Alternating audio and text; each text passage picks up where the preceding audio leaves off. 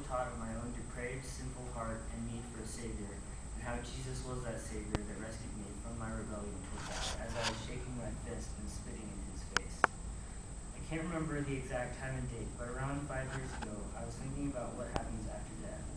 Naturally, my parents had told me about hell, and being young, I was terrified of going there. Also, being young, I was not able to think as deeply as I'm describing my experiences now, but I still understood the reality of my sin and how much I deserved to be in hell, and to a certain extent of such severe punishment. The thought of spending eternity separated from God was nearly too much to think about. I knew with all the certainty in my heart that I did not want to be in a bottomless, fiery pit isolated from anything good that has ever existed. I knew that I wanted to be with God in heaven where all good things are because he is there. As a result of that fear, God brought me to the realization that I needed Jesus as my Lord and Savior. Looking back, I am so glad that God used my parents to tell me the truth about life after death, and as a result of that, bring me to himself.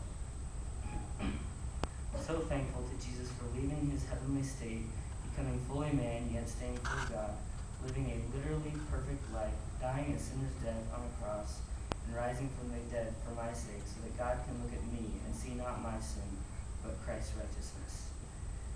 Since that decision, I have noticed changes in my life. God has been giving me an increasing desire to be in his word. Also, I was that child that was hard to deal with. Whenever there happened to be some sort of conflict or argument, 9 times out of 10, I was either involved or the source of it.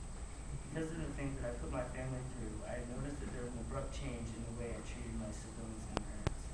I can only attribute these changes to God's sanctifying grace, because if it was up to me, I would still be in my spiritually dead state, as it says in Ephesians 2:1, and you were dead in your trespasses and sins. The changes brought about in my life and the decision to place my